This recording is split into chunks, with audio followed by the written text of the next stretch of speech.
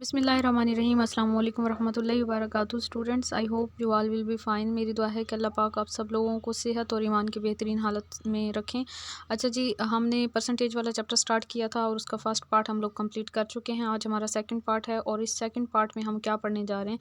Second part में जी हम लोग, ये हमारा सेकंड पार्ट है परसेंटेज वाले चैप्टर का, और इस सेकंड पार्ट में हम प्रॉफिट के बारे में और लॉस के बारे में, मार्कअप के बारे में, डिस्काउंट और ज़कात किस तरह से फाइंड करते हैं, उशर किस तरह से निकालते हैं, ये सारी चीज़ें जो है वो फाइंड करके देखेंगे। ठीक है, तो हम सबसे पहले स्टार्ट लेते हैं मार्कअप से। मार्कअप क्या है? Markup is an amount added to the cost price to calculate the selling price. अच्छा, मार्कअप को हम किस तरह से समझ सकते हैं? ये वो रकम होती है जो कि हम कॉस्ट प्राइस के अंदर जमा करते हैं, तो हमें पता चलता है कि सेलिंग प्राइस कितनी है। कॉस्ट प्राइस जो है वो कीमत है मीन कि जिस वक्त आप कोई चीज़ लेते हैं, अगर आप एक चीज़ ले रहे हैं और वो आपको 15,000 में मिल रही है, ठीक है, उसकी कीमत है, आप उसी टाइम जो है वो 15,000 देंगे और वो चीज़ आपकी हो जाएगी। लेकिन अगर आप दुकानदार को कहते हैं कि मैंने ये अभी नहीं लेनी बल्कि ये मैं किस्तों पर लूँगी, ठीक है, तो किस्तों पर जब आप लेंगे तो आपको जो है वो हर महीने थोड़े थोड़े करके पैसे देने पड़ेंगे। लेकिन अब आपको वो 15,000 नहीं देने पड़ेंगे, बल्कि अगर लेट्स सपोज के पूरा साल में उसकी किस्तें चलनी है, हर महीने आपने थोड़े थोड़े पैसे देने हैं, तो साल के एंड तक जब वो सारी किस्तों को आप जमा कर लेंगे ना, जितने पैसे आप दे चुके होंगे, तो लेट्स सपोज कि वो 17,000 हो रहे हैं। अब 15,000 की चीज़ थी, आपको किस्तों पे 17,000 की पड़ रही है, तो वो जो 15,000 हैं वो है उसकी कॉस्ट प्राइस, और उसमें आपने 2,000 और जमा किए। वो जो 2,000 आपने जमा किया ना, 2,000 अमाउंट, वो क्या है? वो मार्कअप है। ठीक है, तो टोटल कितनी अमाउंट हो गई? 17,000, तो 17,000 उसकी फिर सेलिंग प्राइस हो गई। तो आई होप इससे आप लोगों को कंसेप्ट क्लियर हो गया होगा। इसके अलावा फाइनेंस डिपार्टमेंट में मार्कअप का बहुत ज़्यादा यूज़ किया जाता है इस टर्म का। जैसे बैंकिंग में होता है कि बैंक में आप अपनी अमाउंट कुछ फिक्स्ड करवा देते हैं, उसको रखवा देते हैं कुछ अरसे के लिए। जैसे कि आप 5 साल के लिए अगर कुछ पैसे रखवा देते हैं, तो वो बैंक की तरफ से ये ऑफ़र होती है कि 5 साल बाद जो है वो आपको वो वाली अमाउंट जो है उतनी वो भी मिलेगी और उसके ऊपर भी कुछ अमाउंट मिलेगी। तो वो जो इजाफी अमाउंट है वो मार्कअप है। ठीक है, तो ये था जी मार्कअप का कॉन्सेप्ट। अब उसके बाद हम नेक्स्ट देखें तो paid amount is called principal. जो अमाउंट हम पे करते हैं उसको हम क्या कहते हैं? प्रिंसिपल कहते हैं, मीन की जो टोटल अमाउंट है। मार्कअप को फाइंड करने का ये फार्मूला याद कर लेना है सबसे पहले आप लोगों ने, ताकि आगे क्वेश्चन करने में आसानी हो। Markup is equal to R P T over 100। R क्या है? रेट है मार्कअप का, मीन के जो परसेंटेज की फॉर्म में होगा। पी प्रिंसिपल अमाउंट है, टोटल अमाउंट, और टी जो है वो टाइम पीरियड है, और डिवाइडेड बाय 100 करेंगे। आर मार्कअप, पी प्रिंसिपल, और जो है टी जो है वो टाइम पीरियड है। अब जी एक क्वेश्चन सॉल्व करके देखते हैं। इस क्वेश्चन से आप लोगों को ज़्यादा अच्छे से क्लियर होगा। Sana bought a television for 15,000 on instalments at the markup rate of 12%। Sana ने जो है वो एक टीवी ख़रीदा है, उसने 15,000 का लिया है, और मार्कअप रेट जो है वो 12% है। तो हमने क्या निकालना है? हमने जी निकालनी है इसकी टोटल अमाउंट निकालनी होगी। 12% per annum. Find selling price of the television. Total जो सेलिंग प्राइस है, मीन के टोटल वो कितनी रकम अदा करेगी if time period is 3 years. अब हमें टाइम पीरियड भी दे दिया है, हमें रेट भी बता दिया है इसमें, और टाइम पीरियड, रेट और प्रिंसिपल अमाउंट भी बता दिया है। ठीक है, हमने जो है ना वो उसकी प्राइस मालूम करनी है, टोटल सेलिंग प्राइस निकालनी है। ठीक है, टोटल प्राइस निकालनी है। तो टोटल प्राइस निकालने के लिए वही आप फार्मूला लगाएंगे, markup amount is equal to R P T over 100 करेंगे, और टोटल प्राइस निकालनी है ना, तो पहले हम मार्कअप अमाउंट निकालेंगे। ठीक है, आर पी टी ओवर 100 करेंगे। आर जो है उसका रेट है जो कि 12% था, और पी जो है वो प्रिंसिपल अमाउंट है जो कि 15,000 थी, और टाइम पीरियड 3 ईयर्स था। जो भी आपको टाइम पीरियड दिया हुआ हो ना, आपने उसको ईयर्स में चेंज कर लेना है, चाहे वो मिनट्स में, आवर्स में, डेज़ में, जो भी है उसको जो है ना आपने ईयर्स में चेंज करके इधर फार्मूले में वैल्यू पुट करनी है, डिवाइडेड बाय 100 करेंगे। और इस तरह से आपके पास कैलकुलेशन के बाद जो है ये 5400 आ जाएगा, मीन कि ये 2 0 100 वाले ऊपर 2 0 से कट जाएंगे, बाकी ये 12, 150 और 3 को आपस में ज़रब देंगे तो ये 5,400 आ जाएगा। ये 5,400 तो वो अमाउंट है मार्कअप की, वो जो 12% कह रहे थे ना, 12% की अमाउंट कितनी बन रही थी? 5,400। अब प्राइस ऑफ टीवी निकालनी है, तो कॉस्ट प्राइस में हम मार्कअप को जमा करेंगे। मार्कअप की डेफिनेशन में भी हमने यही पढ़ा था कि मार्कअप क्या है? वो अमाउंट है जो कि कॉस्ट प्राइस में जमा करने से जो है वो हमें मिलती है। तो हम क्या करेंगे जी, कॉस्ट प्राइस में जमा करते हैं ना मार्कअप को, तो हमें सेलिंग प्राइस पता चलती है। तो सेलिंग प्राइस निकालने के लिए हम क्या करेंगे? 15,000 प्लस 5,400, तो ये आपके पास 20,400 जो है वो सेलिंग प्राइस आ जाएगी, मतलब टोटल कीमत जो कि मार्कअप को इंक्लूड करने के साथ आ गई है। अगर वो नकद लेती टीवी तो 15,000 में उसे पड़ता, उसने किस्तों पर लिया तो उसे 5400 इजाफी देना पड़े, मतलब कि थोड़े थोड़े करके हर महीने। तो टोटल उसकी कितनी एट द एंड, जब वो बिल्कुल कम्प्लीटली टीवी उसका अपना हो गया, मीन कि उसने सारी एक साथ जो है वो अदा कर दी, तो उसकी कितनी कीमत बनी टोटल? वो 20,400 बनी। ठीक है, तो मीन की किस्तों पर कोई चीज़ लेनी नहीं चाहिए, क्योंकि ये इंसान नुकसान में चला जाता है जी। क्वेश्चन नेक्स्ट क्वेश्चन है, Imran sold a bicycle for 3,978 and got 17% profit. Imran ने जो है वो एक साइकिल बेची है और उसने 3,978 रुपये में बेची है, 17% जो है उसे प्रॉफिट हुआ है। फाइंड कॉस्ट प्राइस, हमने कॉस्ट प्राइस फाइंड करनी है। सेलिंग प्राइस हमें बताई हुई है, सेलिंग प्राइस 3,978 है, मीन के जितने में उसने बेचा है। कॉस्ट प्राइस कितनी है? कॉस्ट प्राइस वो प्राइस होगी ना जिसमें 17% हम जमा करें, तो फिर हमारे पास जो है वो ये वाली अमाउंट बनेगी। ये जो सेलिंग प्राइस है 3,978, तो परसेंटेज जो है प्रॉफिट हमें 17% बताया हुआ है। अब यहाँ पे ये वाला फार्मूला आप लोगों ने याद कर लेना है, cost price is equal to selling price divided by 100% plus profit percent. ठीक है, ये फार्मूला याद करके और इसमें जो है आप वैल्यूज पुट करेंगे। कॉस्ट प्राइस हमने फाइंड करनी है, सेलिंग प्राइस हमें बताई हुई थी 3,978, और नीचे बटे में क्या चीज़ आ जाएगी, ये 100 और 100 में जमा करेंगे 17%। वो जो 17 था वो प्रॉफिट की परसेंटेज ये ऊपर बताई हुई थी। ठीक है, तो 100% तो उसकी अपनी प्राइस ना उस चीज़ की, और 17% उस पर प्रॉफिट मिला है, तो 100 + 17 करेंगे तो 117 हो जाएगा, मल्टीप्लाई 100 कर देंगे। इसकी कैलकुलेशंस करने के बाद आपके पास 3,400 आ जाएगा। 3,400 क्या है जो कि हमें क्वेश्चन में हमसे पूछा हुआ था। कॉस्ट प्राइस हमने निकालनी थी, ये 3,400 जो है कॉस्ट प्राइस है। कॉस्ट प्राइस असल कीमत तो ये थी ना 3,400, जो कि हमने अभी निकाली है। फिर उस पर 17% उसे जो है वो मुनाफा मिला है, तो वो 17% मुनाफा उसमें जमा करें तो फिर जो है टोटल जो price at the end selling price बन गई वो 3,978। तो आई होप इसका कंसेप्ट आप लोगों को क्लियर हो गया होगा। नेक्स्ट क्वेश्चन है, Hatim bought a bike for 1,35,000 and sold at 62% profit, find selling price. अब जो है हतीम ने जो है वो एक बाइक ख़रीदी है 1,35,000 की, और उसने 62% मुनाफे पे वो आगे बेच दी है। हमने अब वो सेलिंग प्राइस फाइंड करनी है कि 1,35,000 की तो उसने ली थी, अब अगर वो 62% प्रॉफिट लेता है तो टोटल कितने पैसों में उसने वो बेची है।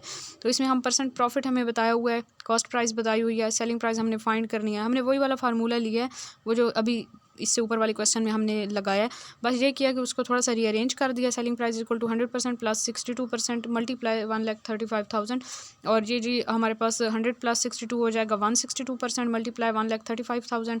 अब इनको मल्टीप्लाई कर लेंगे, मल्टीप्लाई बल्कि ये परसेंट का साइन इसका ख़त्म करने के लिए बटा 100 कर देंगे ना, तो 100 बटा करके जो है इसकी 2 ज़ीरो जो है वो इस 2 ज़ीरो से कट जाएंगी। 162 को 135 से ज़रब देंगे, 2,18,700, मतलब उसने 1,35,000 का लिया था, 2,18,700 का उसने बेच दिया, तो उससे जो है वो कितने परसेंट प्रॉफिट हुआ, 62% प्रॉफिट हुआ।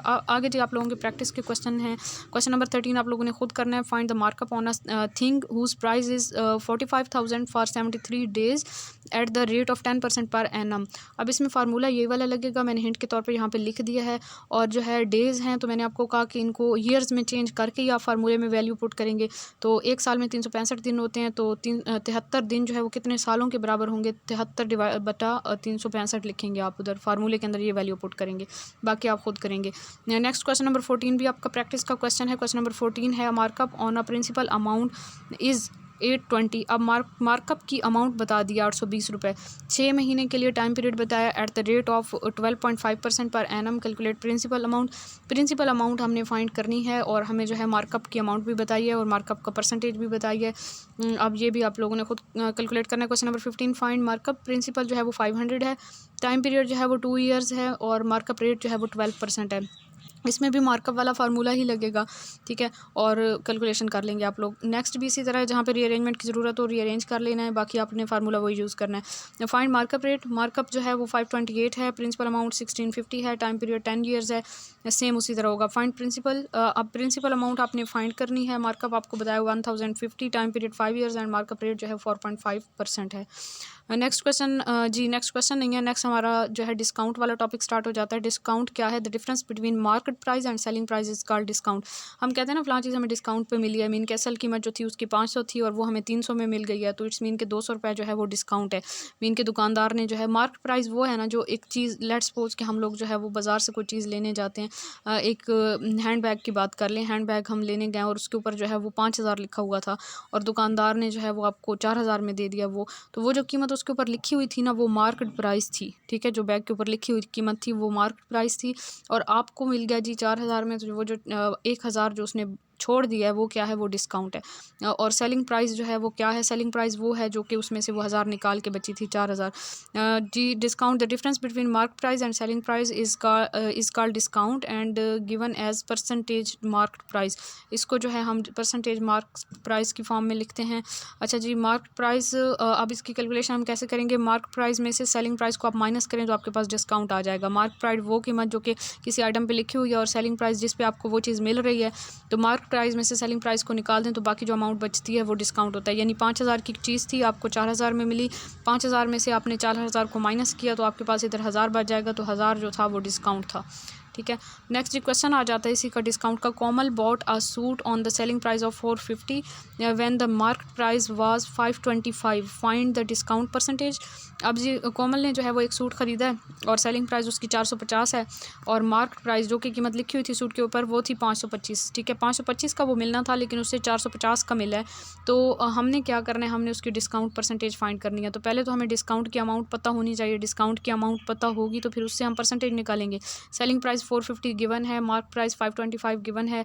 डिस्काउंट जो है हम कैसे निकालेंगे, हमने ऊपर जैसे अभी फार्मूला देखा कि हमने जो है मार्केट प्राइस में से सेलिंग प्राइस को माइनस कर लेना है। मार्केट प्राइस 525 थी और सेलिंग प्राइस 450 थी, इसको माइनस किया 75 आ गया, 75 तो डिस्काउंट निकल आया। हमने डिस्काउंट परसेंटेज निकाली है तो हम क्या करेंगे, डिस्काउंट परसेंटेज निकालने के लिए हम यूनिटरी मेथड को यूज़ करेंगे। डिस्काउंट आउट ऑफ 525 में से हमें कितने रुपए का डिस्काउंट पड़ रहा है, 75 रुपये का। ठीक है, और अगर हमें 1 रुपये में से कितना डिस्काउंट पड़ता, 1 रुपये का में से हमें 75 बटा 525, ये वाला 525 यहाँ पे भी बटा में लेके आए ना, 525 बटा 525 किया है ना, तो ये 525 से कट गया, 1 आ गया यहाँ पे, और इस साइड पे भी 525 से तकसीम किया तो यहाँ पे 525 आ जाएगा और इधर से काट के 1 आ जाएगा।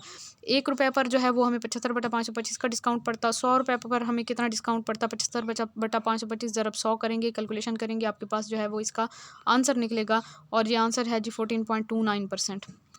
आई होप ये भी क्लियर हो गया होगा।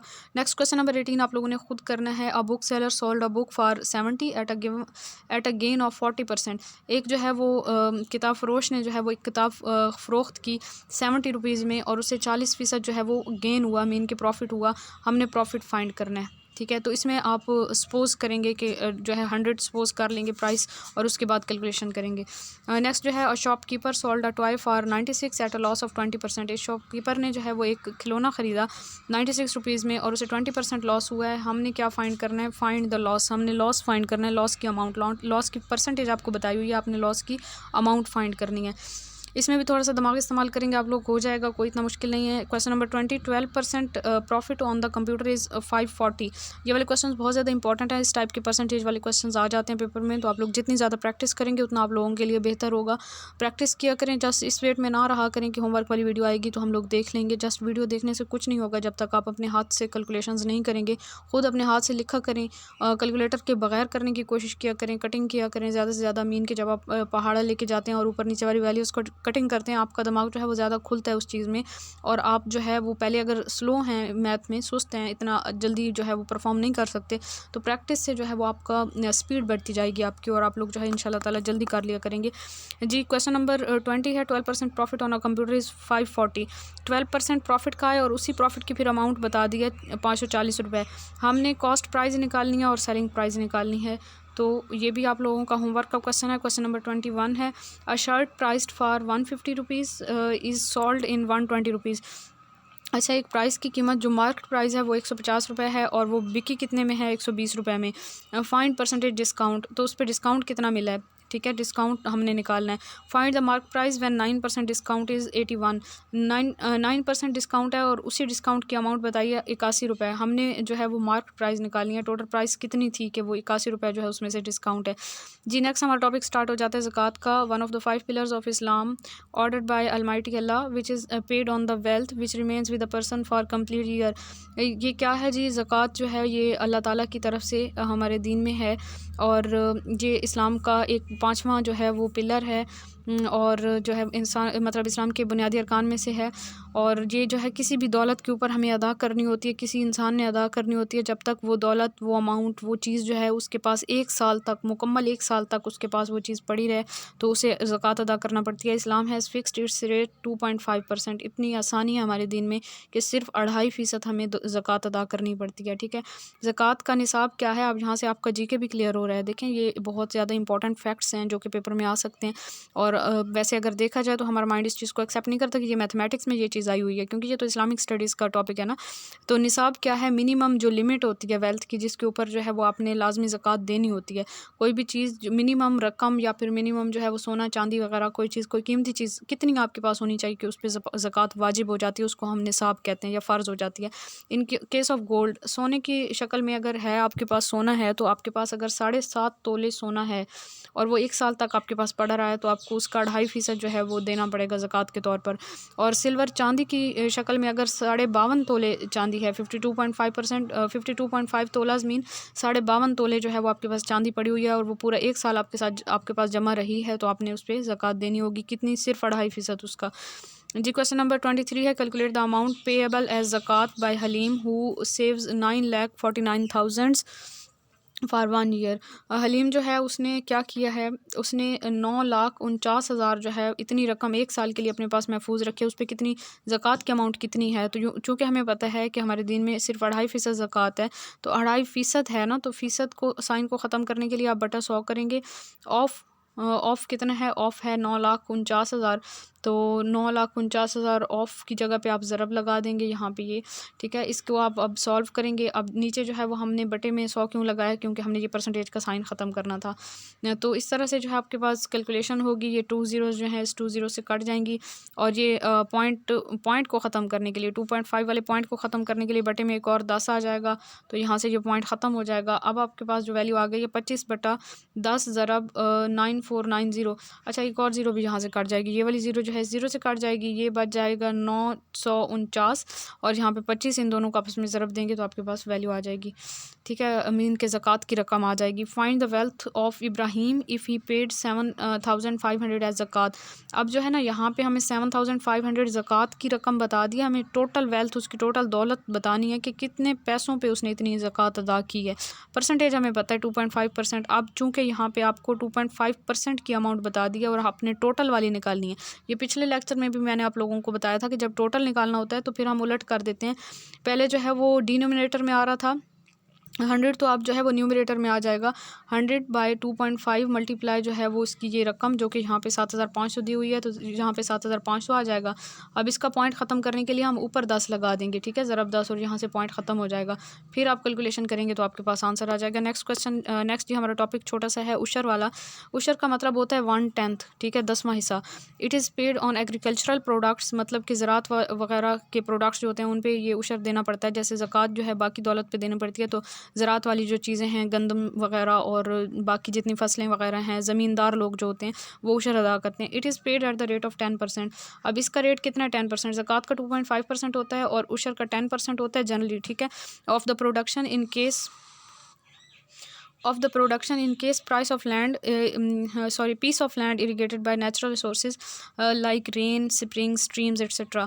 अगर तो जो ज़मींदार बंदा है वो उसकी जो ज़मीन का जो भी टुकड़ा है और उसके ऊपर वो खेती बाड़ी कर रहा है, काश्तकारी कर रहा है, तो वो काश्तकारी अगर वो कुदरती ज़राए से करता है ना, मतलब अपनी ज़मीनों को पानी जो है वो बारिश का पानी उसका लगता है या फिर किसी स्प्रिंग वगैरह का, ठीक है, और चश्मा वगैरह है कोई, या फिर कोई नदियाँ वगैरह हैं, नहरों से वो पानी लगा रहा है अपनी ज़मीनों को, तो फिर उसे 10% अदा करना पड़ता है उशर। लेकिन अगर वो मुश्किल में पड़ रहा है, मीन के उसे जो है वो किसी आर्टिफिशियल मीन से जो है वो वाटर देना पड़ता है, अपनी ज़मीनों को इरिगेशन करना पड़ती है, यानी कुएँ वगैरह से या बकेट बाल्टियों के ज़रिए या फिर ट्यूबवेल के ज़रिए, मतलब उसे बहुत मेहनत करना पड़ती है, उसे बिजली का बिल भी देना पड़ता है, बाकी जो है काफ़ी जो है वो मेहनत वाला काम है। तो फिर जो है हमारे दिन में इतनी आसानी है कि 10% की बजाय ऐसे लोगों को सिर्फ 5% उशर अदा करना पड़ता है, मतलब कि 1/2 उसका हाफ़ हो जाता है। यहाँ से जीके के 2 क्वेश्चन भी क्लियर हो गए हैं इसी उशर वाले में से, कि जो है वो ज़मींदार जो कि नेचुरल तरीके से अपने फसलों को सैराब करते हैं तो उन्हें कितना उशर देना पड़ता है? 10%। अपनी सारी पैदावार का 10% हिस्सा जो है उन्हें उशर के तौर पर देना पड़ता है। और वो जो ये जो बाकी ज़राए होते हैं, आर्टिफिशियल मीन्स होते हैं, इससे अगर वो इरिगेशन कर रहे हैं तो उन्हें फिर 1/2 करना पड़ता है, मीन के 5%। इसका निसाब कितना है हमारे पास? 948 kg इन वेट। अगर तो 948 kg है वज़न, if the produce is less than that, मतलब 948 किलोग्राम है ना, कोई भी चीज़ है, गंदम, चावल, चना, जौ वगैरह, अगर 948 किलोग्राम है तो फिर उशर अदा करना पड़ता है, ठीक है। और अगर जो है इससे कम है तो उस पर जो है वो उशर चार्जेबल नहीं होता। क्वेश्चन नंबर 25 है, उशर से रिलेटेड है। A farmer's production cost 9,95,400, find amount of ushr 10% के लिहाज से हमने उशर की अमाउंट फाइंड करनी है। टोटल वेल्थ बता दी गई है, 10% किस लिहाज से निकालना है, तो 10 और साथ में फ़ीसद की अलामत को ख़त्म करने के लिए बटा 100 कर देंगे। ज़रा ये टोटल रकम कर देंगे 9,95,400। ठीक है, ये टोटल रकम करके ये 2020 से कट जाएंगे और ये 9,954 को 10 से ज़रब देंगे तो आपके पास आ जाएगा जी 99,540। तो ये सिंपल सा क्वेश्चन था जो कि आपका होमवर्क था, लेकिन मैंने आपको बता दिया।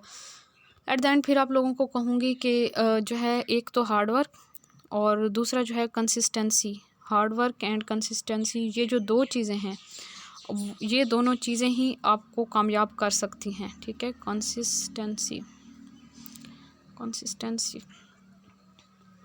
ये दो चीज़ें आपको कामयाब कर सकती हैं ज़िंदगी में। हमेशा मेहनत करें और अल्लाह ताला को भी मेहनती लोग और जो है मुस्तकिल मिजाज लोग जो है वो बहुत ज़्यादा पसंद हैं।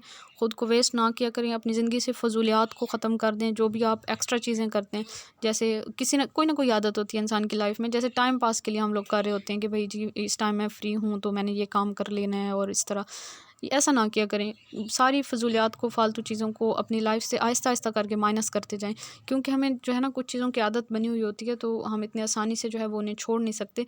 तो उनको थोड़ा थोड़ा करके अपनी लाइफ से माइनस करें ताकि आप लोग जो है वो कंफर्टेबल रहें और अपने पेरेंट्स को टाइम दिया करें, उनके पास बैठा करें, उनसे बातें किया करें और ज़्यादा से ज़्यादा दुरूद पाक पढ़ा करें। नबी पाक सल्लल्लाहु अलैहि वसल्लम पे दुरूद व सलाम भेजा करें, क्योंकि ये ऐसा मशगला है जो कि हमारे जो अल्लाह हैं उनका और अल्लाह सुब्हानहू व तआला और फ़रिश्ते भी हमारे प्यारे नबी सल्लल्लाहु अलैहि वसल्लम पे दुरूद व सलाम भेजते रहते हैं। तो हम ये वाहिद काम है जिसमें अल्लाह ताला के शरीक हो जाते हैं और अल्लाह के साथ मिल के दुरूद व सलाम पढ़ते हैं। बाकी माशाल्लाह जो है हमारे जो अल्लाह हैं वाहिद हैं, यकता हैं, उनका कोई शरीक नहीं है। तो अल्लाह के साथ बाकी किसी काम में हम शरीक नहीं हो सकते, लेकिन दुरूद शरीफ में हम शरीक हो सकते हैं। तो ज़्यादा से ज़्यादा ये काम किया करें ताकि जो है अल्लाह ताला की रहमतें आप लोगों पर बरसती रहें। अपनी दुआ में याद रखिए, बहुत सारा ख्याल रखिए अपना। जज़ाकल्लाहु खैर। अल्लाह हाफ़िज़।